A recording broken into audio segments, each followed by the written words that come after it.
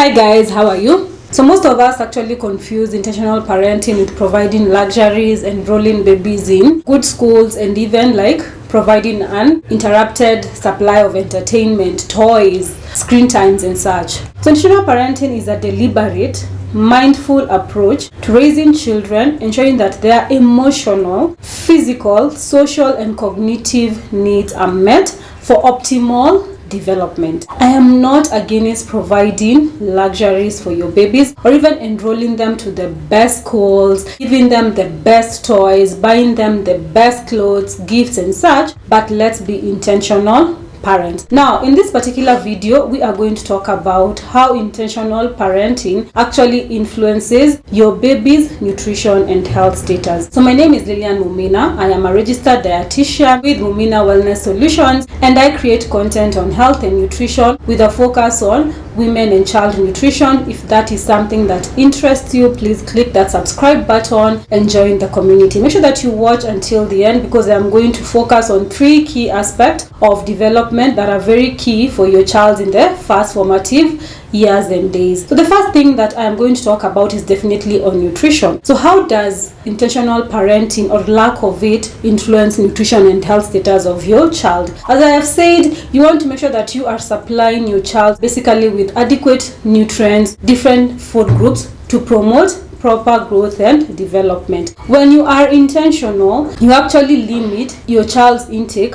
to processed and refined food and this convenience food. I know sometimes we cannot avoid them, but it is very important that we try as much as we can to actually lean towards intake of whole foods because they supply us with adequate nourishment, they supply us with fiber that is very important for their digestive tract, for their liver functions, for their brain function, energy levels and such. Another thing that good intentional parenting does is prioritizing intake of healthy fluids, avoiding the ultra processed, highly refined, carbonated, sugary drinks that we have normalized for our babies. Let me ask you a question. Today when you packed your baby's snack for school, what did you put in their lunchbox? Because we have actually made a lot of noise on fermented foods, you probably packed a yogurt, the flavored ones, not the ones that have fruits added in them. And if not, you have even packed a sweetened flavored milk because you are cool and you want your baby to experience the things that you do not experience. Sometimes we actually expose our babies to poor nutrition because we're trying to cover up our traumas. So we're trying to overcompensate with our babies. When we end up oversupplying, they need to make sure that they are taking up enough water to get all the benefits of proper hydration, like improved digestion, bowel movements and such. So as a parent, it is very important to ensure that you prioritize nutrition by limiting the over-reliance of ultra-processed foods, the instant noodles. Please, let's stop it. Like seriously, our babies are suffering. Because if I was to ask you and you answer genuinely, how many times does your baby have noodles in a week?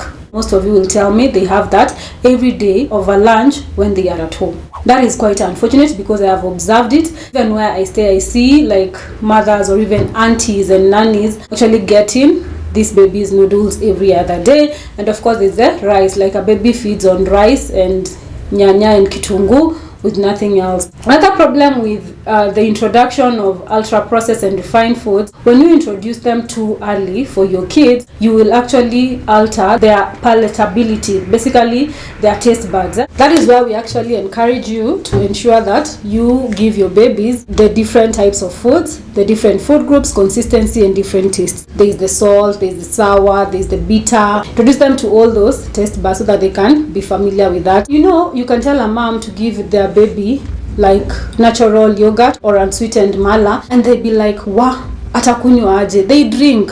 You're teaching them, teach them right. And of course, another thing that intentional parenting should actually encourage is physical health or physical movement. This is very important because lack of physical movement and sedentary lifestyle is one of the contributing factors to increasing incidences of childhood obesity. Modern day parenting has actually normalized sedentary lifestyle. You find that you have instructed your nanny, once the baby comes from school, they change, they sit in the sitting room and start watching on their laptops or even on their tablets or even on the TV. They don't go outside and play because one, you don't want them to interact with your neighbors, you end up limiting the number of microbes that they are going to actually be exposed to from the environment, from the other kids and such, to actually build up their immunity, gut functionality, and gut microbiome. Of course, there are initiatives that you can take up as a parent, like increasing their multivitamin supply by giving them something like fish oils, giving them something like maybe propolis, elderberries, and mullein. I have those.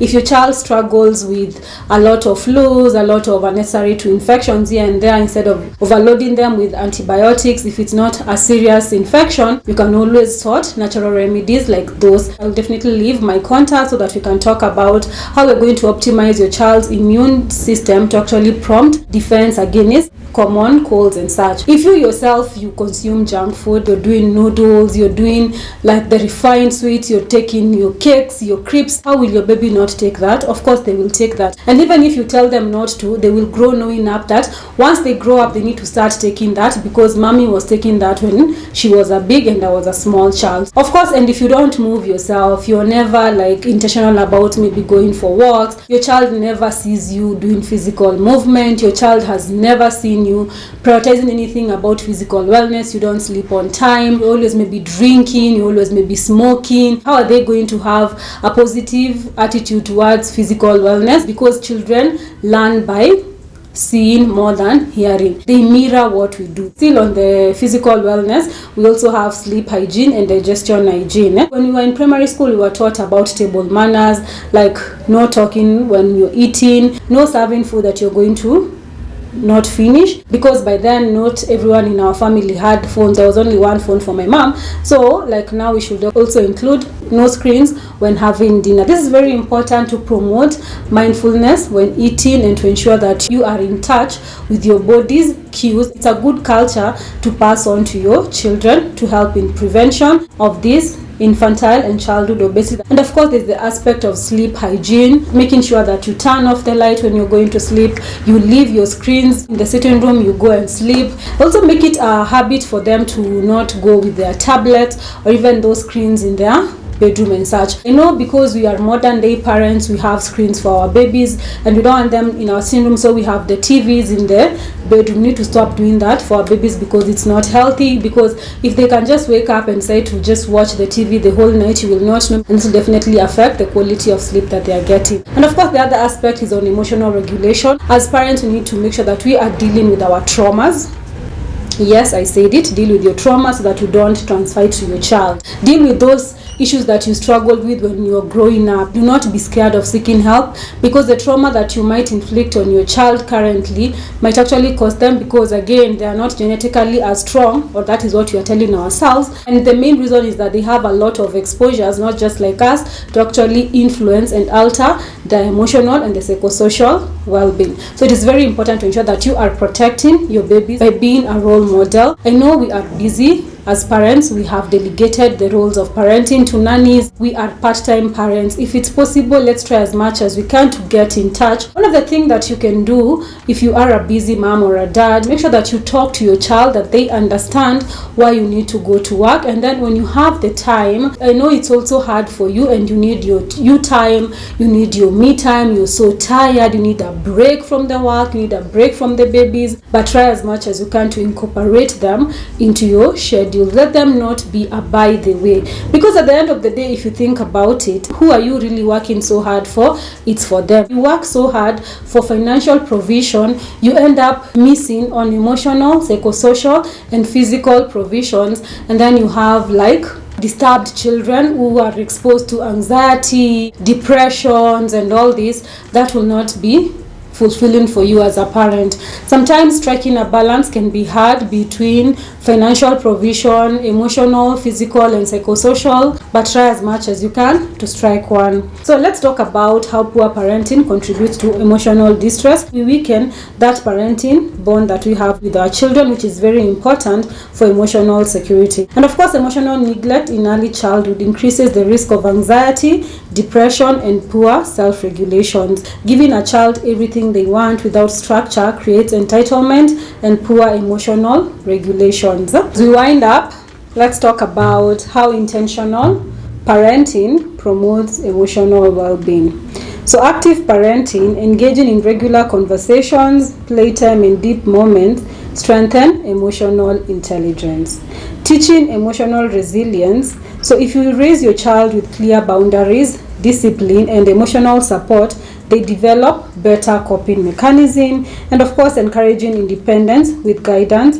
By allowing your children to explore within structured guidance fosters confidence and problem solving skills. So it is very important to ensure that we are actual real intentional parents, or not just using it as a defense mechanism when someone tells us that we might be doing it wrong for our children, because the future of our children depends on solely us as parents. So let me know your thoughts in the comment section below about intentional parenting, whether it's something that you would actually explore, and I should actually tell you that it is for the benefit of your child and their future health and well-being, so it is a good thing to try.